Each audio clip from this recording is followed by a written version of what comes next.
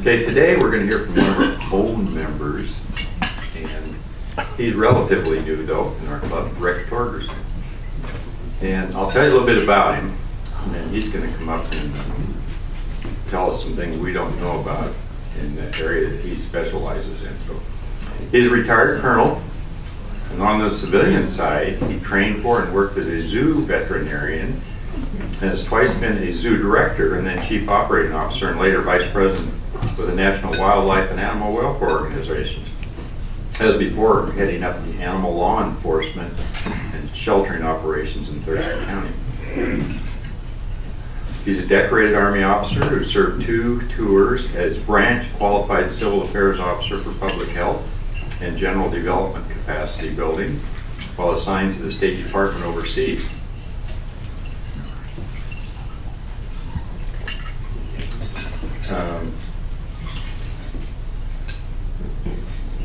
Ric has been a Rotarian for 10 years, most recently a member of Lacey Rotary, of course. His classification is veterinary medicine. Recently was awarded his first Paul Harris Fellow. He and his wife Carol, who is a retired colonel also, returned this month after participating in an international Rotary exchange with travel to New Zealand for 3 weeks. This year he was elected to the board of the Point Defiance Zoo and Aquarium Society and is chairman of their development committee. And they have 2 grown children and 6 grandchildren. Let's have Ric come on up here and let us know what he's going to talk about.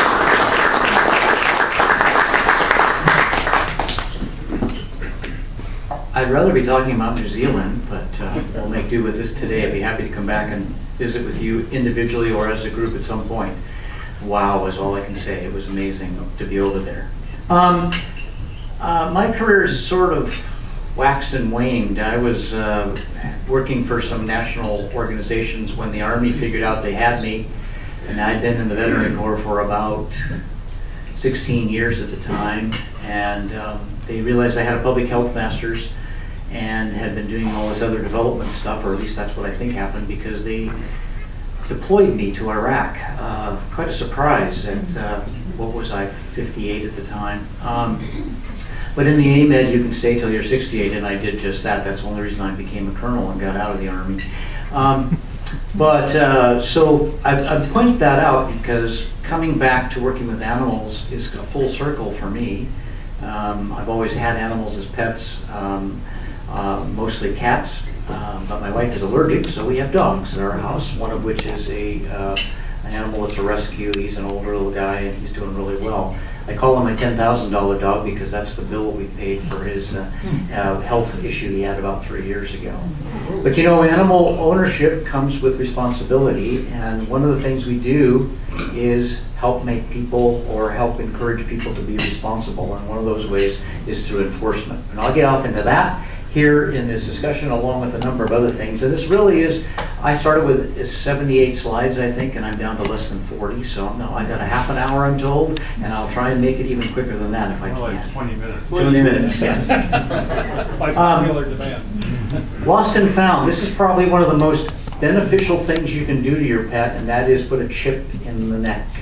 Because that's a responder type of technology that when you have a reader, it sends out a signal that bounces back and it gives you a readout number. And you can actually track who the owner was, at least originally, if it hasn't been transferred. But then there's a whole series of processes, and many people get their animal back because they do this, and in addition to licensing. So something to think about, and if you have an animal out there that isn't shipped, I would strongly recommend that you do that, because this little device has saved many animals over many years, hundreds of thousands most likely. And they are pretty cute, some of them. Others, I should say also, we don't just take in domestic animals. Every one of these is a picture of an animal that's been adopted at our shelter. How many of you have animals from the shelter? Got a few. That's great. Excellent. Glad to know that you've come down to see us. I'd encourage you to come and visit. I'd be happy to even walk you through the building. It is showing its age a little bit, but we still do some pretty good work, and we've got some great folks working there. So if you're missing any animal you consider a pet, come and talk to us, because we actually do a lot of research on various sources, websites, social media, etc. And we've often found animals that are lost by people advertising that, and found the owner which is looking for it, and they never even came to us. We just do that as a service for people in the county and outside of the county.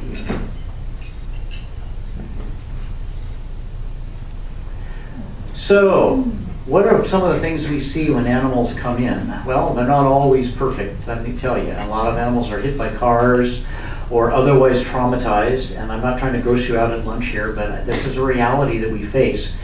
What we do is we go through a basic series of evaluations, and usually this animal would go to a clinic, which is where the animal is in this photograph, and we have resources, private funding resources, to underwrite those cases. If there's a good prognosis for survivability and adoption, we will unhook the money and let the animal be taken care of, whatever the issue is, pretty much. If someone owns the animal, then they will, and they want the animal back, then they will actually wind up taking care of that bill for us, and we don't have it out of our pocket expense. But we partner with at least 10 veterinary practices throughout the county in doing this. And it's really great for us because there are different specialties in veterinary medicine, if you're not aware of that, and different practices have downtime and maybe some ability that they wouldn't otherwise do that. And they always give us a discount or some advantage to going there. So if we can't get one practice to do it, we'll call another, and they've just been amazing. And you don't know that probably, taking your animals to veterinary practices, but it's a very frequent finding, and it's very useful and very valuable to this community. On the enforcement side, this is what you would call a 1, a scale of 1 to 5. A 1 is pretty much dramatic emaciation. These dogs were separately neglected, and you can imagine what the neglect was, primarily nutrition. We find animals sometimes living in their own feces and urine with no sign of water or food. And there's some definite criminality associated with behavior of this nature. But you can imagine putting your hand on the back of a black dog here and feeling just about every bone in the spine and the hip area.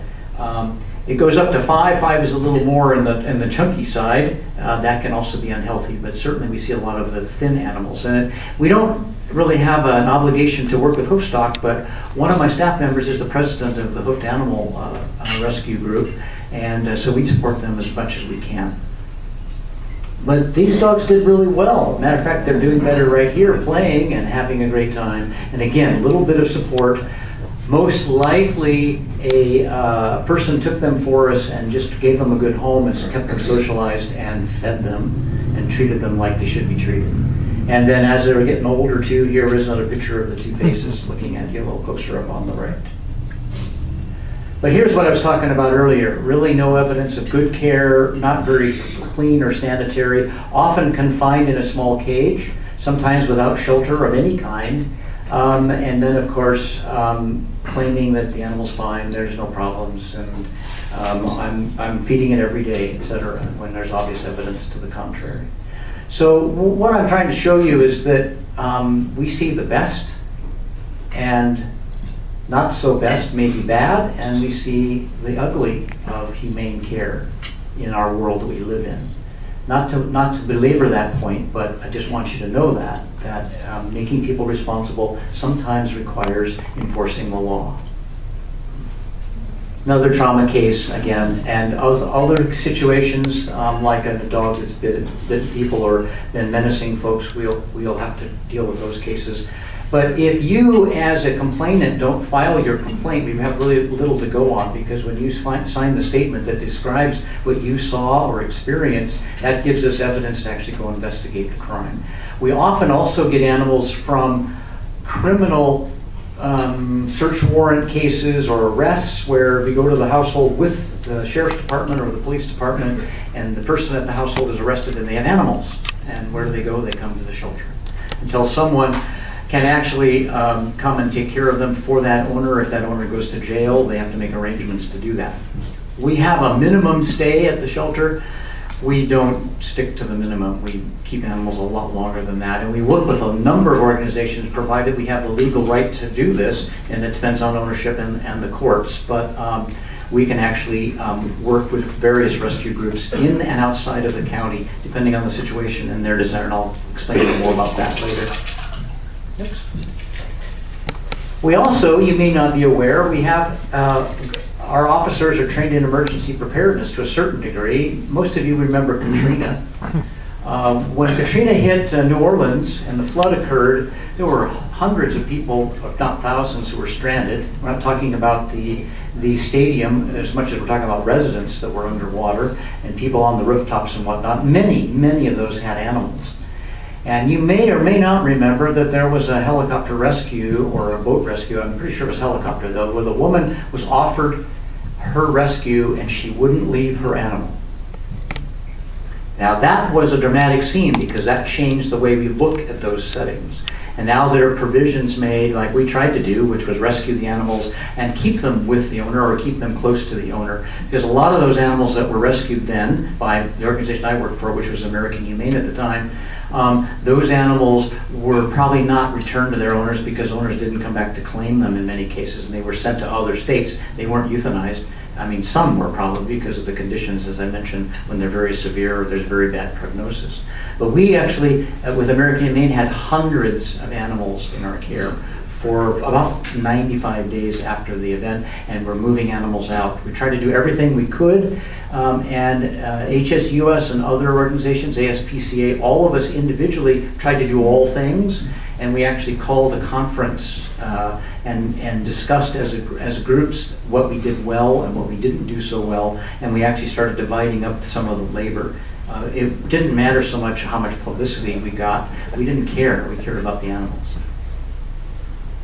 So we have a trailer, and I've been inside the trailer here. We've got a fair number of supplies. We can actually go out and do some water rescue if necessary, or just help animals in an emergency. And flooding is fairly common around here, as I've learned in the year and a half that I've been here. And of course, with the rains we've been having, which is like next to the worst year, I guess, in history, pretty close to it anyway. This trailer hasn't been used very much, but it is available, and we can deploy it if necessary. Adoptions occur in all sizes, all shapes, all colors, you name it. Kitties and dogs, and sometimes they need attention, yes. There are many people who will take an animal that has, for example, an amputated leg or other issue or other problems even. Lots of people will take an older dog or a cat.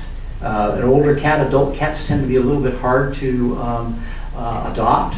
But by working with other shelters, and the biggest one on our list is Seattle Humane, they've been coming down. First they were coming once a month, then more recently they've been doing twice a month, and now they've been here the last 3 weeks each week, taking animals to their situation where they have a special program, one for feral cats. Does anybody have a problem with feral cats in their neighborhood or other? Have you ever heard of the term trap, neuter, and release program? It's not really done here, at least I don't know of it, but there's good scientific evidence that if you trap these animals, you vaccinate them and release them back into the environment, the actual cat population drops dramatically. All you're doing by removing animals from the population is letting other cats come in, kind of like the coyote adapts to human civilization. They just keep breeding at will, and they bring diseases and other kinds of problems. You never get rid of that problem. You actually have an issue for sure, because they still stay there, but there's much fewer cats over time. But you really have to have a person in each neighborhood who's a champion for that and do a lot of work to make that program happen. But I'm bringing it up only because adult cats are a little hard to adopt, but in some areas they go very quickly. In fact, lately we've had no cats, or just 1 or 2 cats in the shelter up for adoption. Dogs, of course, we do a lot of adoptions. Our euthanasia rate has been declining well before I came here, partly because we do this partnering and partly because we take more time with the animals and do better assessments. We are not behaviorists. I don't have a behaviorist on staff, so I look to other organizations that do. I'd like to eventually have a training facility. It doesn't have to be a big room like this. It can be just a classroom-sized building where we can do obedience training and also do behavioral modification training, because some animals just need that before they're adoptable. We can't do that, so we move them on to another organization if we can, and that happens on a regular basis. Even old dogs deserve a new life. I'm an old dog. I think I deserve a new life. In fact, I should bring to your attention that when I pass on, and if there is something to coming back, I want to be my wife's dog. Because they get better treatment than I do. And she would admit that in this room, I hope. Anyway. But you know, the old guys sometimes have a lot of experience. They tend to be a little less active. Older adults will take an animal that's mature. My mother is 94 and she just got an adult cat. And it's really good for her to have that interaction on a daily basis. And I tell you, if you have a pet, you know this, it's just not the same if they're not there. And you're normally with you. Adoptions also have a dog that may be a problematic dog in one area with a little bit of help turns into a champion agility dog with someone else working it. Those are good stories that you can talk about too. And then there's the fostering piece, which I've already talked about, where we just have a whole bunch of animals and we've got to find places for them that aren't necessarily adopting them, but they're taking the responsibility of raising them or helping to raise them, socializing them, getting them ready to be adopted. They may be animals that are recovering from a surgery and they need the time to heal before we'll put them up front for adoption, that sort of thing.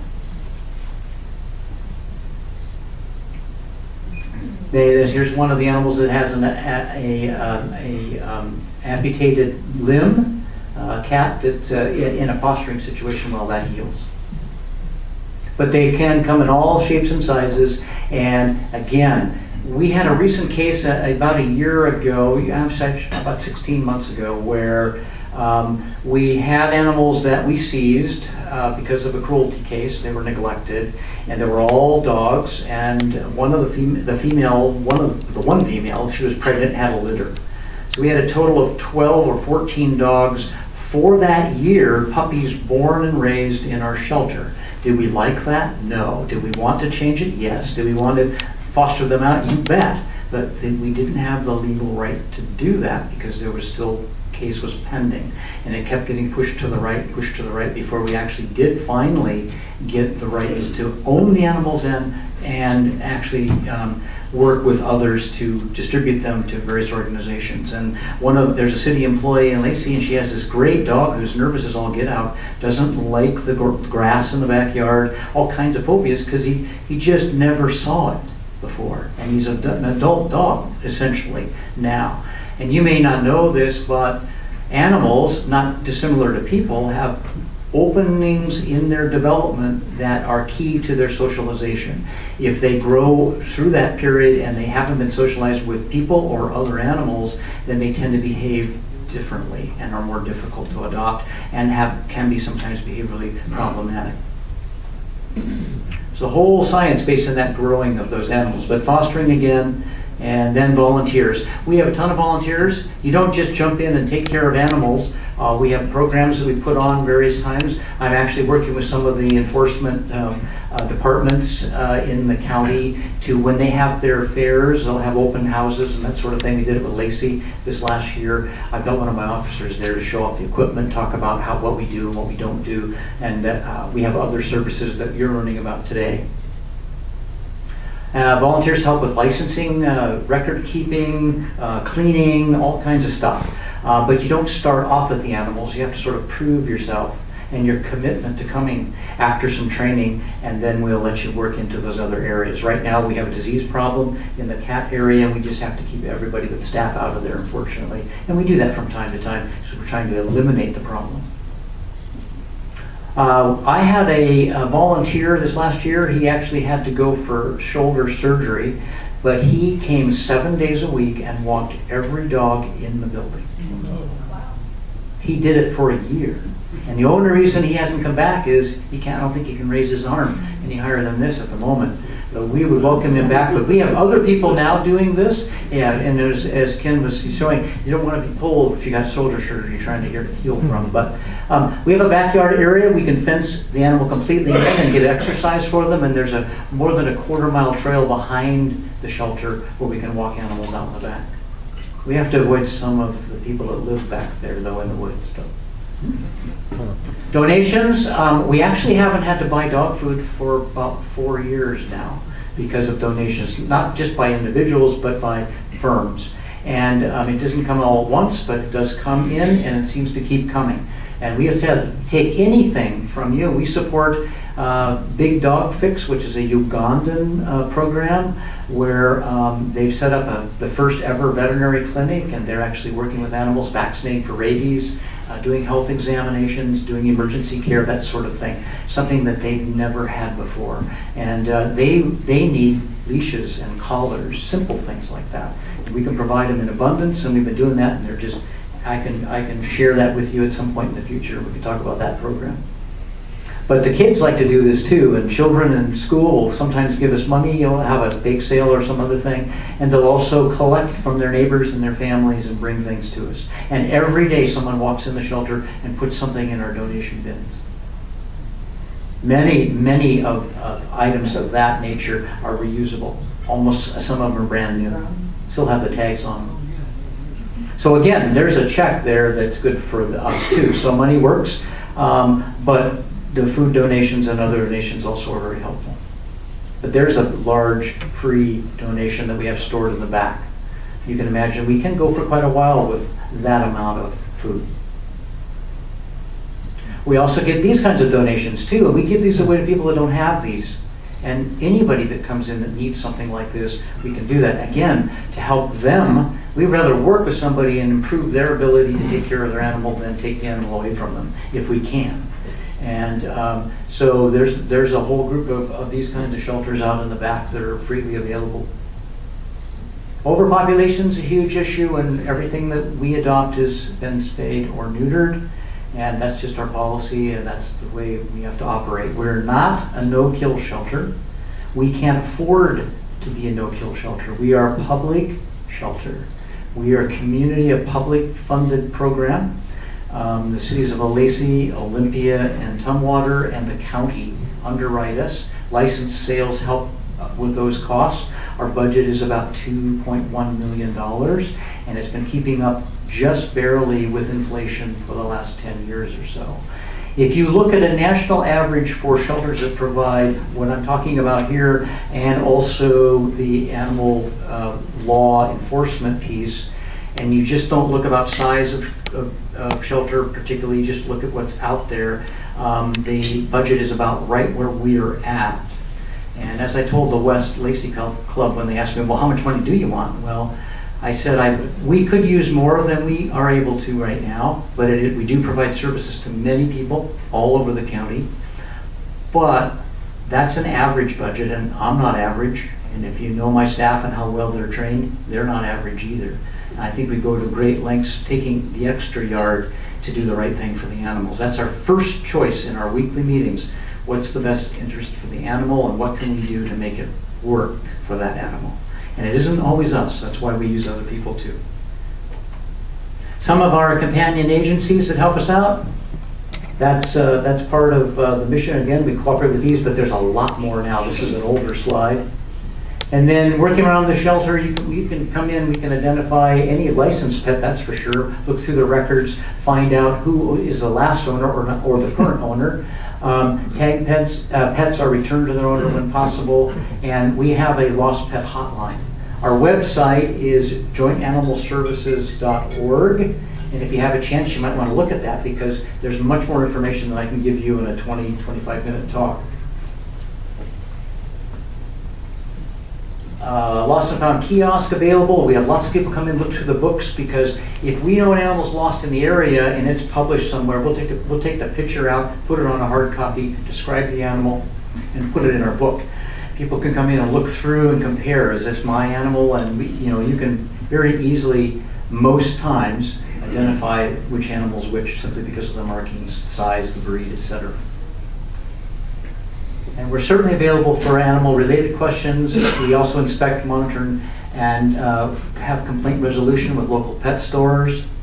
Adoption, obviously talked about, licenses, microchips, I mentioned. Immunizations, we do immunize the animals before they're adopted. It's part of the process. We also have different ways of underwriting the costs for adoption and the neutering for people that can demonstrate that they have low income, and that helps that part of the population here. And of course we arrange for spay and neuter surgeries. Animals in our adoption areas are only a fraction of the shelter. We have an area that's about half the size of this room in the back. That's not the adoption area. That's animals that are free, have been lost, out roaming around, that we found. It's animals that have been there for a little while for whatever reason. They're animals that are in quarantine because they bit somebody, that sort of thing.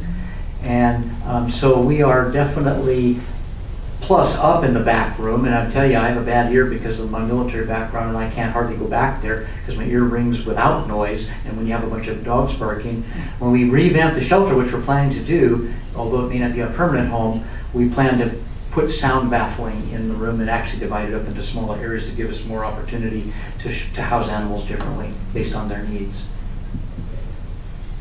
So law enforcement, I pretty much talked about all of these things. We do investigations of cruelty or neglect. We also believe that, as I was talking to John Thunheim, the chief prosecutor, just 2 days ago, we're working very closely with them, and our relationship is very strong. And we see a role for ourselves in the actual written law of this county and the state of Washington. And then what I mean by that is to improve on that, the language, and give us better tools that we need to enforce the law. We have humane education programs, and we're trying to add to those all the time. And if you have a group that would like to see that or have some experience with that, we've got the person that I can connect you with to do that. And we have 4 grants for medical care. I mentioned those earlier on. We also rent humane traps for small nuisance species. These are live capture traps. I don't know who the mustache guy is over there, but and a volunteer program that we already talked about too. So our days are very interesting. You never know what's next. And believe me, it can get complicated sometimes. What do you do now? Okay, so questions? How's that for, I was almost 20 minutes, 25 minutes. Yes? So when you go out and you do find an animal that's been neglected or cruelty's been involved, what can you do? Can you take the animal? Can you find the person? What are your procedures? We can't just take the animal. What we ask if it's a very severe condition is we ask if the person will sign off the animal to us.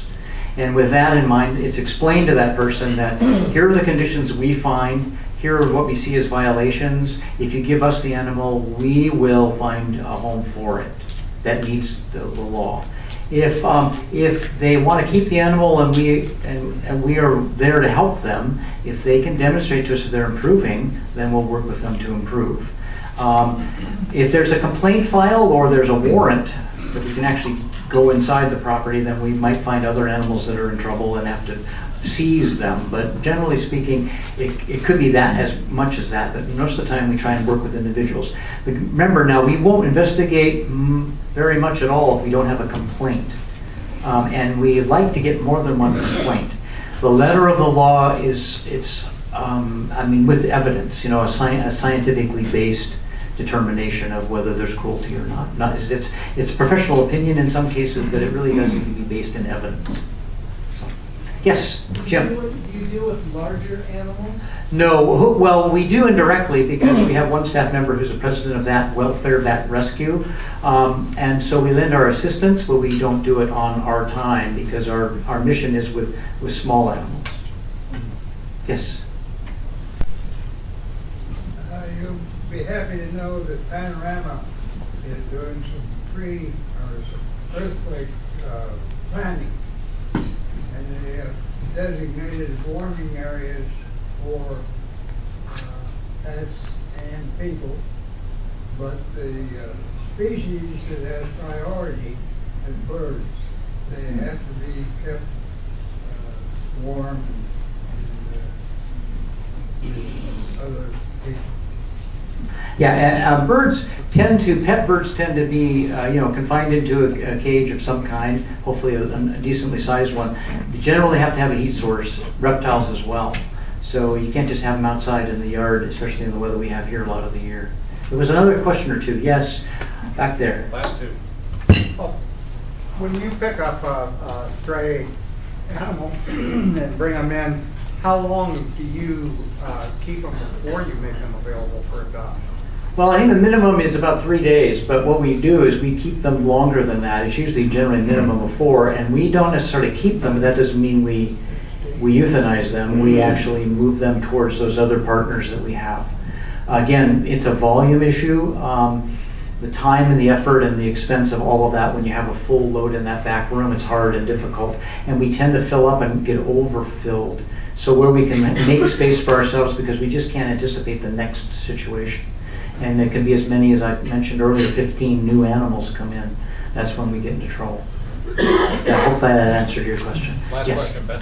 Yeah, Rick, are certain breeds of dogs inherently dangerous, like a pit bull? You hear about so many attacks by them. Is it a factor of the breed or the way they're treated?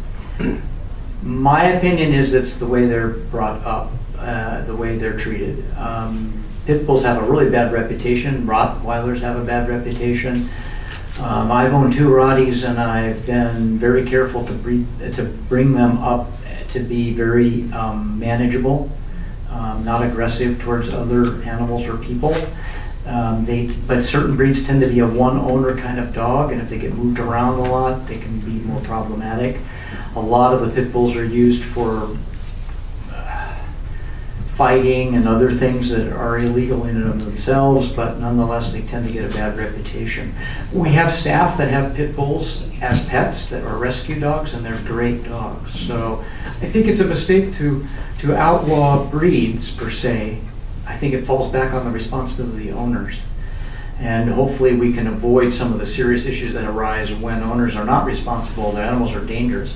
Because we do cite and people who have animals that have had a history, not maybe hurting somebody, but maybe, well, biting somebody, but then they can go to a definitely designated dangerous dog, and that causes a lot of other needs. They have to have a certain fence height, they pay a lot more insurance, they have a lot more liability issues, so it forces that onto them in the situation if they want to keep the dog.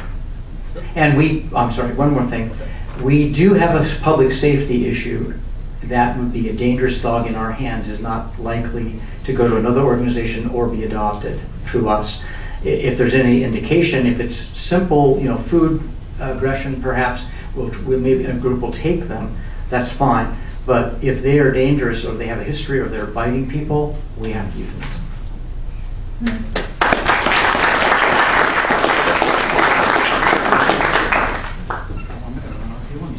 I do want you to sign a book, and I got lucky.